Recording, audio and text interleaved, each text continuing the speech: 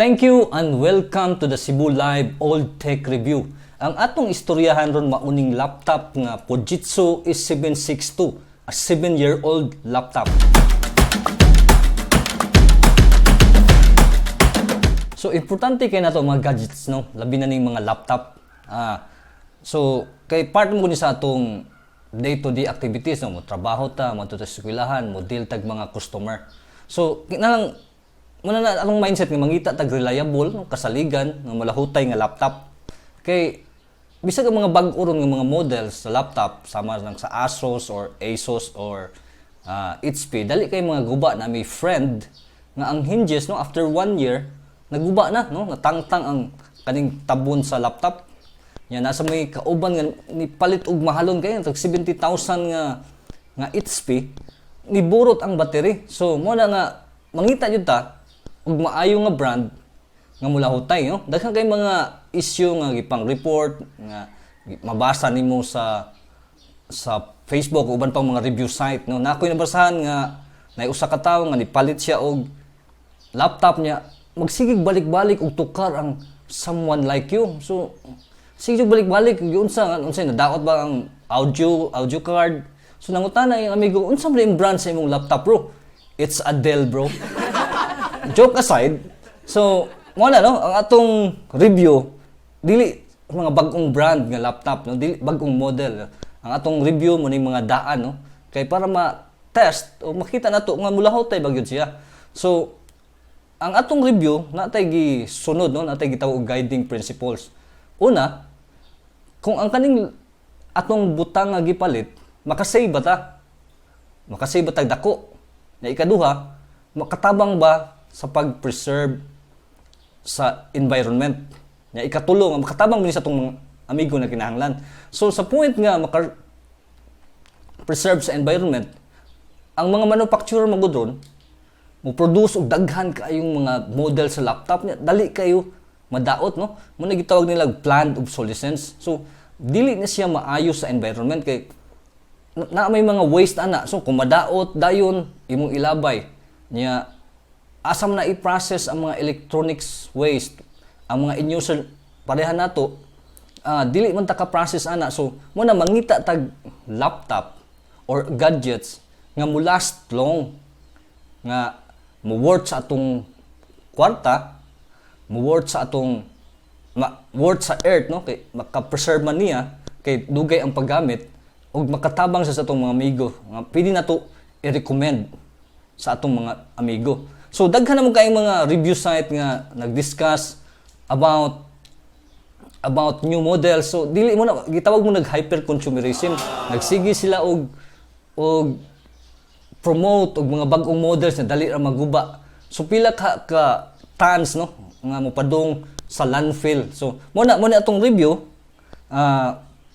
bahin sa mangita tag mga old technology nga ni work pa, nga magamit pa, nga pwede pang sa day-to-day lives nato nga magamit pa, nga dili malabay o nga ma-serve pa jud sa iyang purpose beyond sa planned obsolescence nga gibutang sa mga manufacturer.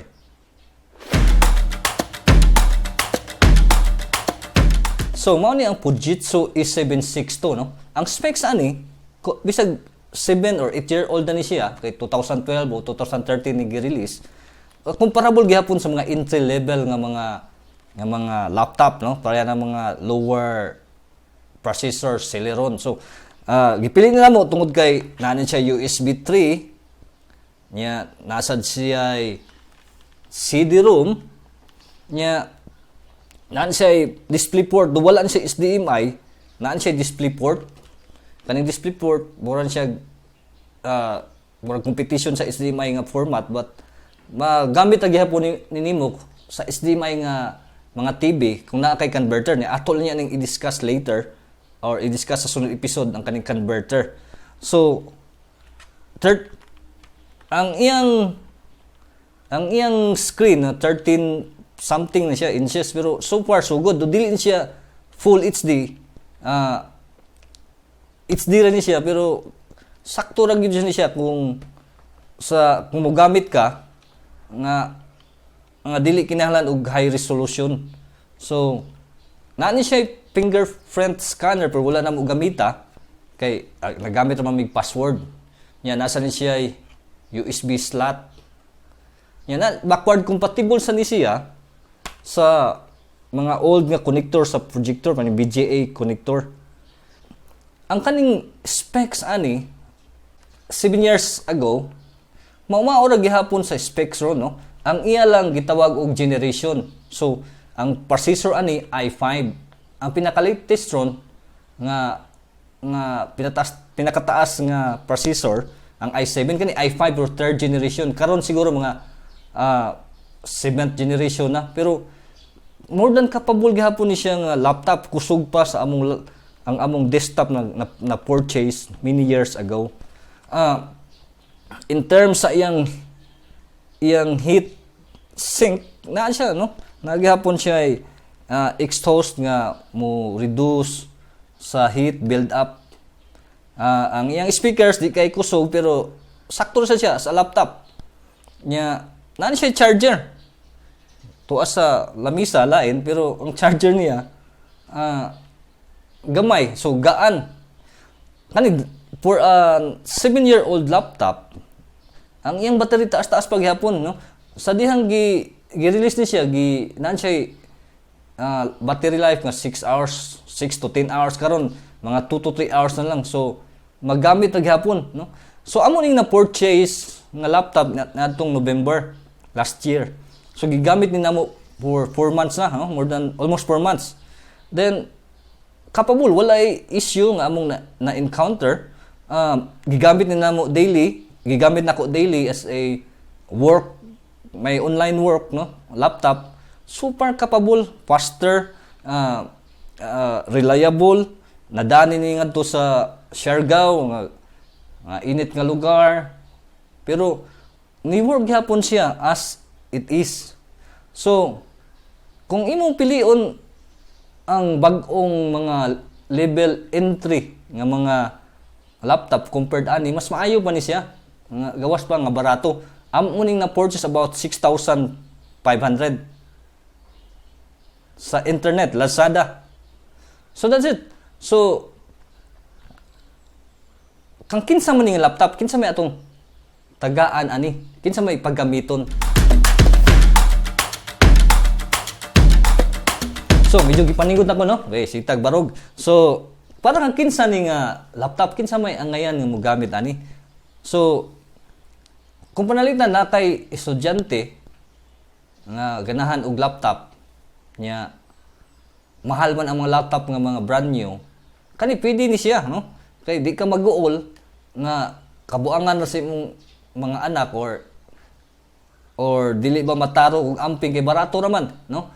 Kung ikaw sad ganahan ka mag-Facebook, pwede ni, more than capable ni siya. Pero na lang yung inherent risk ug pagpalit og aning mga old laptop online, no?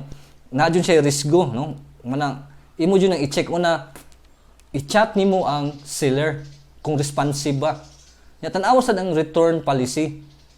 One tip nga imong pangitaon, no, imong i-search kung napa ba ni after support, i-search ang available battery.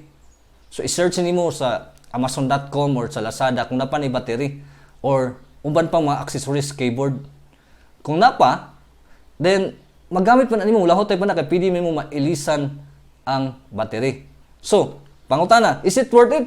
Oh, worth it, but naay risk go nga inherent.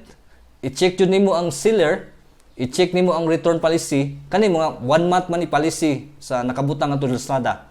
So that's it, no? It is worth it, but you have to take the risk nga. Basta i-check lang before ka mo palit.